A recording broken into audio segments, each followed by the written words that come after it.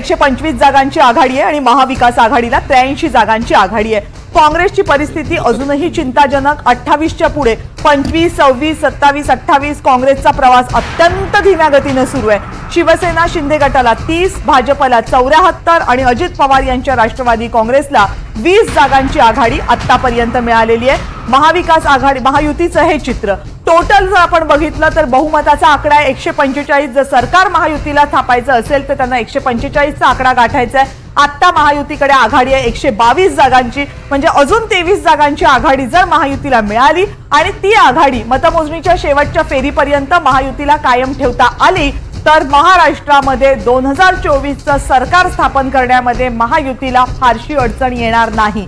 महायुती बहुमताच्या जवळ पोहोचली आहे। आता जे कल हाती आले त्यानुसार 19 जागा दूर आहे महायुती बहुमतापेक्षा, कारण महायुतीचा आकडा सातत्याने आणि वेगाने वाढतोय। 128 जागा महायुतीला आघाडी देताना दिसतात तर 83 जागांवर महाविकास आघाडीची आघाडी दिसतेय। शरद पवार यांची राष्ट्रवादी काँग्रेस आता 37 जागांवर आघाडीवर आहे। महाविकास आघाडीमधला हा सगळ्यात महत्त्वाचा पक्ष आहे, सगळ्यात मोठा पक्ष ठरतोय शरद पवार यांची राष्ट्रवादी काँग्रेस। भाजपनं 500 जागांचा टप्पा पार केलाय। भाजप आता 76 जागांची आघाडी घेऊन आहे। भाजपचा वेग जो आहे आघाडी घेण्याचा तो सुरुवातीपासून मोठा होता, अजूनही तो मोठाच आहे। त्यामुळे शिवसेना एकनाथ शिंदेंची 33 जागांवर, भाजप 76 जागांवर आणि अजित पवारांची राष्ट्रवादी 20 जागांवर 129 जागांची आघाडी महायुतीला आणि बहुमताच्या आकड्यापासून महायुती फक्त 16 जागा सध्या दूर आहे। हे कल आहेत, हे फायनल निकाल नाही आहेत। मतमोजणीच्या फेऱ्या सुरू आहेत, पण हे कल जसजसे पुढे जातील तसतसे चित्र आपल्यासाठी स्पष्ट होत जातील। आताची आघाडी बघितली तर महायुती 130 जागांवर आता आघाडी घेताना दिसतेय। जसजसे नवीन मतपेट्या उघडल्या जात आहेत आणि फेऱ्या पुढे जात आहेत तसतसं चित्र आणखीन स्पष्ट होत चालले। महायुती 130 जागांवर आणि महाविकास आघाडी 83 जागांवर।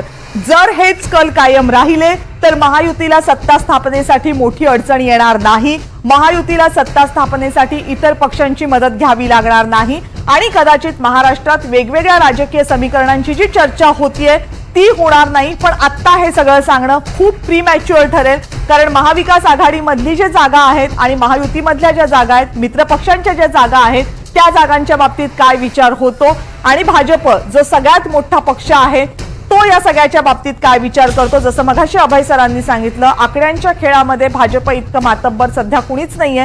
त्यामुळे या सगळ्या आकड्यांमधना सत्ता स्थापनेची समीकरणासाठी कोणकोणते आकडे पुढे येतात याकडे लक्ष असेल। अजित पवारांची राष्ट्रवादी काँग्रेस ही सध्या 21 जागांवर आघाडीवर आहे आणि निवडणूक आयोगाची जी आकडेवारी आहे त्यानुसार भाजप 10 जागांवर, एकनाथ शिंदेंची शिवसेना 9 जागांवर आघाडीवर आहे। निवडणूक आयोगाची आकडेवारी ही खूप वेगाने अपडेट होत नाही, कारण सगळीकडची जेव्हा आकडेवारी येते 288 मतदारसंघांमधली त्यावेळेस ती अपडेट केली जाते आणि त्या आकडेवारीनुसार अजित पवारांची राष्ट्रवादी 8 जागांवर आघाडीवर आहे। शरद पवार यांची राष्ट्रवादी 4 जागांवर, काँग्रेस 3 जागांवर आघाडीवर आहे। त्यामुळे जरी आकडे हे कमी दिसत असले निवडणूक आयोगाच्या आकडेवारीनुसार तरीही कल तेच राहत आहेत। फक्त इतकं महत्त्वाचं मानायला हवं की भाजप आणि शिवसेना एकनाथ शिंदे यांच्या पक्षामधलं अंतर हे निवडणूक आयोगाच्या आकडेवारीनुसार खूप कमी आहे। पण उद्धव ठाकरे यांच्या पक्षाला मात्र निवडणूक आयोगाने जी आकडेवारी जाहीर केली त्यानुसार एकाही जागेवर आघाडी मिळताना दिसत नाहीये। शरद पवार यांच्या राष्ट्रवादीला इथे सुद्धा 4 जागांवर आणि काँग्रेसला 3 जागांवर आघाडी मिळताना दिसते। याचा अर्थ कल साधारण तेच आहेत, पण जागांमधलं अंतर हे वेगवेगळं आहे। एकनाथ शिंदेंच्या शिवसेनेमधलं आणि भाजपच्या जागांमधलं जे अंतर आहे, जे मोठं अंतर आहे, जवळपास दुपटीचं अंतर आहे, ते काहीसं कमी होताना दिसतंय निवडणूक आयोगाच्या आकडेवारीनुसार।